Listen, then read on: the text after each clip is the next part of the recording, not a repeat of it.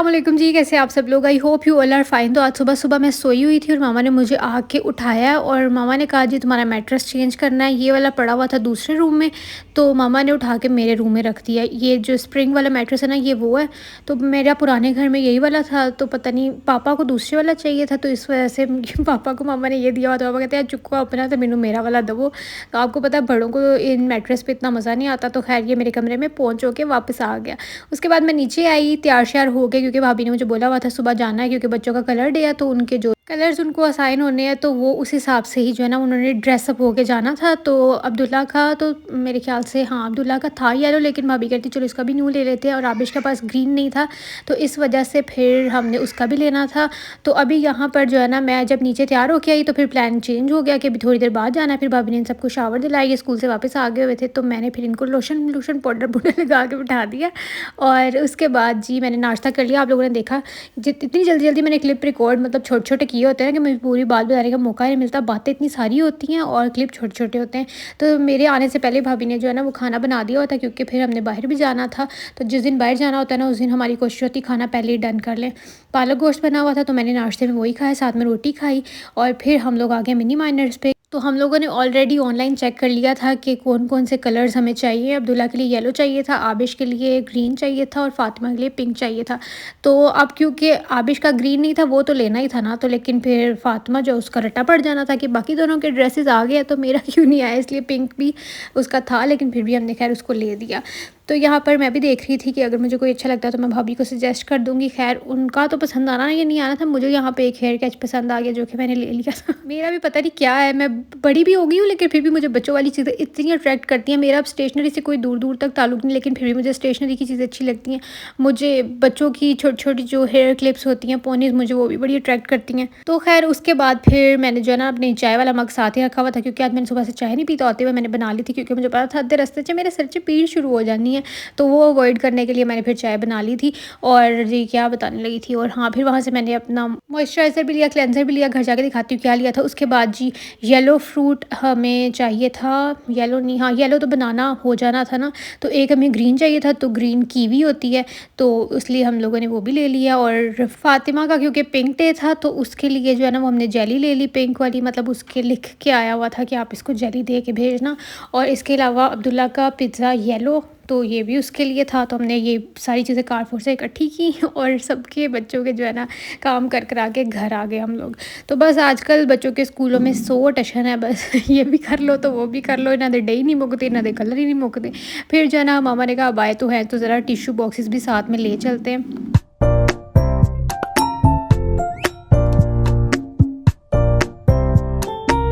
तो बस अब हम लोग जा रहे हैं घर वापस। घर जाके मैं आप लोगों को सुकून तसल्ली से दिखाती हूँ कि क्या लिया बच्चों का और क्या नहीं लिया, प्राइसेस के साथ दिखाऊंगी, क्योंकि उसके बाद मुझे बहुत सी बहनें प्राइसेस अलग अलग से पूछती हैं, तो मैं हर किसी को अलग से रिप्लाई नहीं कर पाती, तो इसलिए मैं आप लोगों को साथ साथ दिखा दूँगी। अब्दुल्ला के लिए ये ट्रैक सूट का ट्राउज़र भाभी ने लेना था, तो ये लिया, ये आप लोग देख सकते हैं 2600 का है, क्योंकि अभी कोई भी ऑफ़ वगैरह नहीं चल रहा, तो इसलिए ऑफ़ के बगैर आपको पता है चीज़ें महंगी पड़ती हैं और फिर लेना भी ज़रूरी था।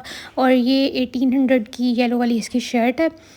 तो ख़ैर ये इसका पूरा ड्रेस आप लोगों ने देख लिया। अब जी हम दिखाते हैं आपको फ़ातिमा का। तो फ़ातिमा का जो है ना पिंक, ये देखें ये ऑलरेडी पड़ा हुआ था, मैं आप लोगों को ये दिखा रही हूँ कि सुबह इन्होंने ये पहन के जाना है।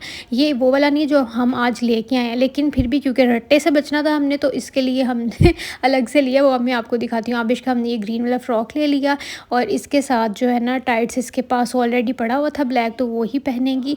और ये जी इसकी प्राइस आप लोग देख सकते हैं 5000 इस फ़्रॉक की प्राइस है क्या, वैसे मुझे समझ नहीं आ रही, लेकिन हमें भी लेना था ग्रीन, क्योंकि इसके पास कोई भी ग्रीन कलर नहीं था।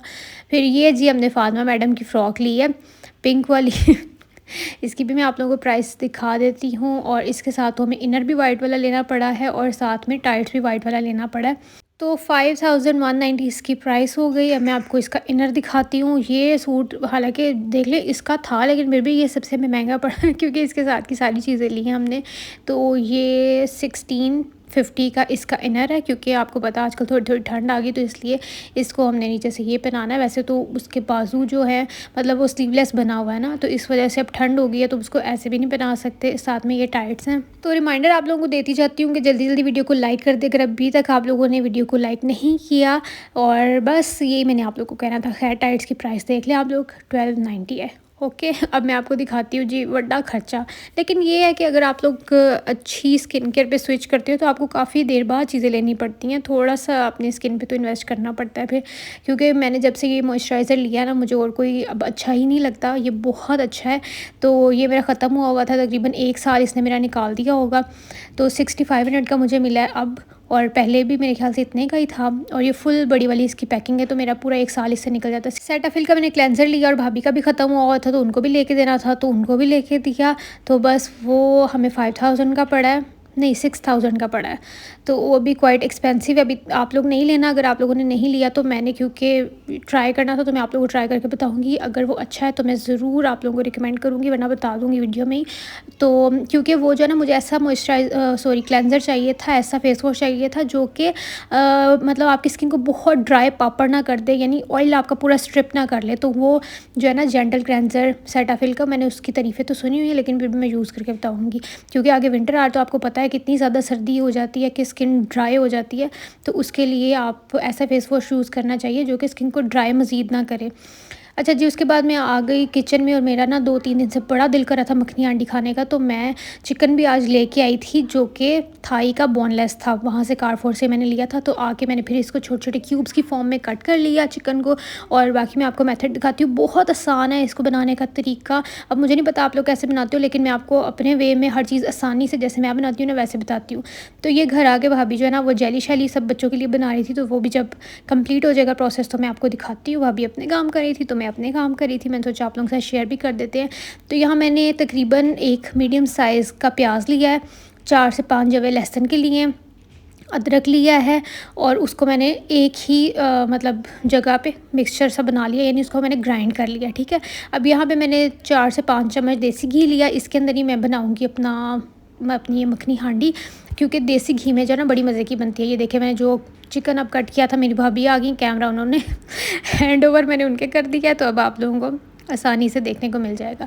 अच्छा, चिकन का जो है ना, हमने कलर चेंज कर लेना है, थोड़ा-सा हमने इसको ऑयल में फ्राई करना है। उसके बाद फिर हमने जो भी पेस्ट बना के रखा है, प्याज और किसका, हाँ, अदरक का और लहसुन का पेस्ट, वो हमने इसके अंदर ऐड करना है। फिर हमने दोनों चीज़ को एक साथ भूनना है, और मीडियम टू लो फ्लेम पे इतना भूनना है कि लहसुन की स्मेल ख़त्म हो जाए। ठीक है, समझ रहे हैं ना मेरी बात?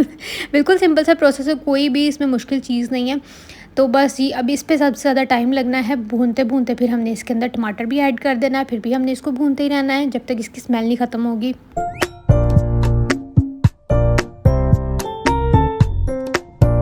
और जी, यहाँ पर मैंने देखे टमाटर जो इसके अंदर ऐड किया ना, एक वो मैंने छिलके उतार के ऐड किया, ताकि वो भी इसके बिल्कुल अंदर ऐसे रच बस जाए कि पता ही नहीं चले हमने कुछ ऐड किया। यहाँ पे मैं सारे मसाले ऐड कर चुकी हुई थी, लेकिन मेरी भाभी को के हाथ में फ़ोन था और वो वीडियो ही उनसे रिकॉर्ड नहीं हुई। अपनी तरफ से उन्होंने कैमरा ऑन किया हुआ था, लेकिन वो बंद ही रह गया। तो मैंने कहा कोई नहीं, मैं आपको ऐसे बता देती हूँ।